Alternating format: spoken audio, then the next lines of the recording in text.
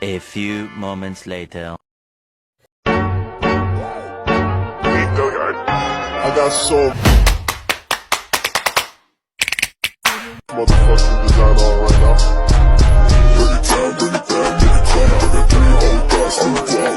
Bring it down, bring it down, bring it down. I got 3 old.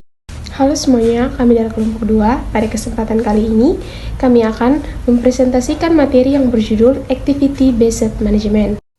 Definisi Activity Based Management merupakan suatu metode pengelolaan aktivitas yang bertujuan untuk meningkatkan nilai value produk atau jasa untuk konsumen, meningkatkan daya saing, dan meningkatkan profitabilitas perusahaan. ABM membantu manajemen berfokus pada faktor-faktor sukses perusahaan yang paling penting dan membawa pada keunggulan yang kompetitif. Selanjutnya ada 2 kategori Activity Based Management atau ABM. Yang pertama, ABM operasional, mengarah pada efisiensi operasi, utilisasi aset, dan penggunaan biaya yang lebih rendah. Fokusnya adalah mengerjakan sesuatu dengan benar dan melakukan aktivitas dengan cara yang lebih efisien. Yang kedua, ABM strategi. Pendekatan ABM yang mengarahkan manajemen untuk mendapatkan manfaat dari model biaya ABC melalui pengendalian biaya dan pembuatan keputusan untuk produk individual, layanan, dan konsumen. Activity Based Costing merupakan bagian Activity Based Management yang digunakan untuk hal-hal berikut ini. 1. Mendesain produk atau jasa untuk memenuhi bahkan melebihi keinginan konsumen dan mampu menghasilkan laba yang lebih besar. 2. Memberi tanda untuk melanjutkan atau menghentikan perbaikan kualitas, kecepatan, dan efisiensi yang berkelanjutan. 3. Mengarahkan penentuan bauran produk dan keputusan investasi. 4. Negosiasi produk, fitur, kualitas, dan layanan untuk konsumen. Yang kelima, memanfaatkan proses distribusi dan layanan pada konsumen sasaran secara efisien dan efektif. Analisis nilai proses atau Process Value Analysis. Analisis ini merupakan dasar dalam ABM. Analisis ini fokusnya pada pertanggungjawaban, aktivitas, dan cara memaksimalkan kinerja sistem secara luas, hal-hal yang berhubungan dengan biaya dan kinerja individu. Oke, baik, kita lihat yang berikut, analisis memicu mencari akar penyebab. Pengelolaan aktivitas membutuhkan pemahaman mengenai penyebab biaya aktivitas yang meliputi input dan output. Tujuan analisis pemicu adalah untuk mengetahui akar penyebab munculnya suatu aktivitas. Analisis pemicu sendiri diartikan sebagai sebuah usaha untuk memperluas identifikasi faktor-faktor yang menjadi akar penyebab biaya aktivitas. Misalnya, manajemen dapat mengetahui penyebab munculnya biaya pemindahan bahan adalah tata letak bangunan pabrik setelah melakukan analisis pemicu. Jika penyebab tersebut dapat diketahui, maka manajemen dapat mengambil tindakan untuk meningkatkan kualitas aktivitas. Yang kedua, analisis aktivitas, identifikasi dan penentuan kandungan nilai. Analisis aktivitas atau activity analysis adalah suatu analisis yang digunakan untuk mengidentifikasi dan menentukan kandungan nilai suatu aktivitas. Umumnya, perusahaan melakukan aktivitas untuk alasan-alasan yang pertama, memenuhi spesifikasi produk atau jasa atau memuaskan keinginan konsumen. Yang kedua, menjaga keberlangsungan usaha perusahaan, dan yang ketiga, menjanjikan manfaat bagi organisasi. Berikut ini kami akan menjelaskan mengenai analisis bernilai tambah dan tidak bernilai tambah. Aktivitas bernilai tambah adalah aktivitas yang meningkatkan nilai dari produk atau jasa untuk konsumen. Dapat disebut sebagai aktivitas bernilai tambah, suatu aktivitas harus memenuhi minimalnya 3 kriteria, yaitu aktivitas tersebut menyebabkan bentuk perubahan tidak diperoleh dari aktivitas sebelumnya, dan menyebabkan aktivitas lain dapat dilakukan. Aktivitas tidak bernilai tambah adalah suatu aktivitas yang mengonsumsi waktu, sumber daya tempat, tetapi hanya memberikan sedikit sekali atau bahkan sama sekali tidak memberikan tambahan. Kepuasan bagi konsumen. Tujuan analisis aktivitas adalah untuk menghilangkan pemborosan atau waste. Berikutnya kami akan menjelaskan mengenai strategi pengurangan biaya. Kondisi kompetitif mengendaki agar suatu bisnis dapat menghasilkan produk tepat waktu, sesuai keinginan konsumen, dan dengan harga terendah yang paling masuk akal. Berdasarkan hal tersebut, perusahaan harus terus berupaya untuk melakukan perbaikan biaya. Salah satu metode yang dapat digunakan adalah penentuan biaya Kaizen costing. Analisis aktivitas menjadi elemen kunci dalam metode Kaizen yang dapat mengurangi biaya dengan 4 cara. Yang pertama, penghapusan aktivitas. Melalui penghapusan aktivitas yang tidak menghasilkan nilai tambah atau hanya sedikit memberi nilai tambah bagi produk. Selanjutnya kita akan masuk pada submateri pengukuran kinerja aktivitas. Yang pertama, laporan biaya bernilai tambah dan tidak bernilai tambah.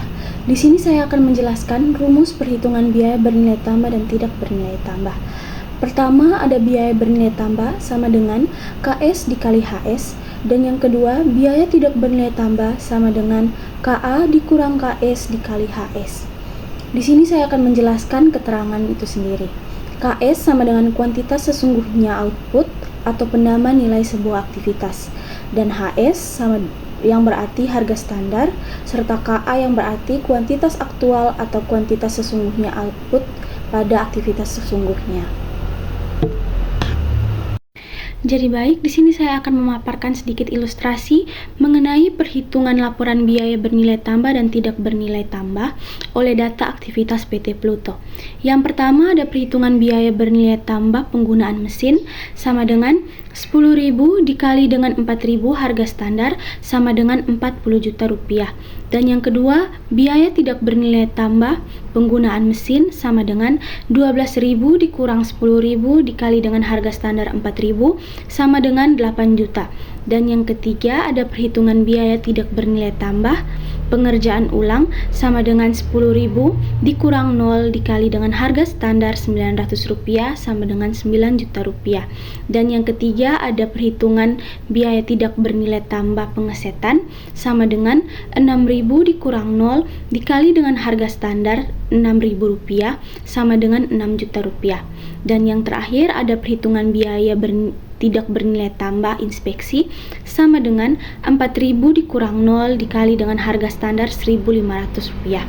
Jadi, total biaya sesungguhnya yang pertama ada penggunaan mesin, biaya bernilai tambah 40 juta ditambah dengan biaya tidak bernilai tambah 8 juta sama dengan 48 juta. Dan yang kedua, biaya sesungguhnya dari pengerjaan ulang 9 juta. Dan yang ketiga, biaya pengesetan 36 juta. Dan yang keempat ada biaya sesungguhnya dari inspeksi sama dengan 6 juta rupiah. Oke, selanjutnya saya akan menjelaskan tentang contoh laporan tren. Laporan tren pada paragraf 7.4 ini menunjukkan bahwa pengurangan biaya telah terjadi seperti yang diharapkan. Ini bisa kita lihat pada contoh tabel di bawah ini, yaitu aktivitas penggunaan mesin pada tahun 2012 sebesar 8 juta dan aktivitas mesin penggunaan mesin pada tahun 2013 sebesar 5 juta. Dari aktivitas ini telah terjadi perubahan, yaitu pengurangan sebesar 3 juta. Aktivitas yang kedua yaitu pengerjaan ulang pada tahun 2012 sebesar 9 juta dan pada tahun 2013 sebesar 4.500.000. Pada aktivitas pengerjaan ulang ini telah terjadi perubahan, yaitu pengurangan biaya sebesar 4.500.000. Aktivitas yang ketiga yaitu pengesetan, yaitu pada tahun 2012 biayanya sebesar 36 juta dan pada tahun 2013 sebesar 24 juta. Pada aktivitas ini telah terjadi perubahan, yaitu pengurangan biaya sebesar 12 juta. Aktivitas selanjutnya yaitu inspeksi pada tahun 2012 sebesar 6 juta dan pada tahun 2013 sebesar 3 juta. Dari aktivitas inspeksi ini telah terjadi perubahan, yaitu pengurangan biaya sebesar 3 juta. Dari total keseluruhannya itu total pada tahun 2012 sebesar 59 juta dan total aktivitas di tahun 2013 sebesar 36.500.000. Dari kedua total ini, dari total dari tahun 2012 dan 2013 telah terjadi perubahan, yaitu pengurangan biaya sebesar 22.500.000. Demikian, terima kasih. Oke, saya akan menjelaskan tentang pendekatan-pendekatan laporan tren. Itu pendekatan yang pertama, benchmarking, adalah suatu metode analisis yang dilakukan dengan cara melakukan perbandingan suatu ukuran dari unit-unit yang berbeda dalam organisasi yang melakukan aktivitas yang sama. Yaitu yang kedua, penganggaran fleksibel aktivitas. Dalam penganggaran fleksibel aktivitas, anggaran disusun menggunakan lebih dari satu pemicu. Pendekatan yang ketiga, life cycle cost budgeting, adalah semua biaya yang berkaitan dengan seluruh siklus hidup sebuah produk. Yang berikut, pengukuran non-keuangan. Kinerja aktivitas. Yang pertama, pengukuran efisiensi, diukur dengan membandingkan antara output yang dihasilkan dengan input yang dipergunakan. Yang kedua, pengukuran kualitas, untuk mendapatkan informasi guna mencapai kualitas total, yaitu catat nol kinerja aktivitas tanpa kesalahan. Yang ketiga, pengukuran waktu siklus, lamanya waktu yang dibutuhkan untuk menghasilkan satu unit output dari aktivitas. Demikian presentasi dari kelompok kami. Sekian dan terima kasih.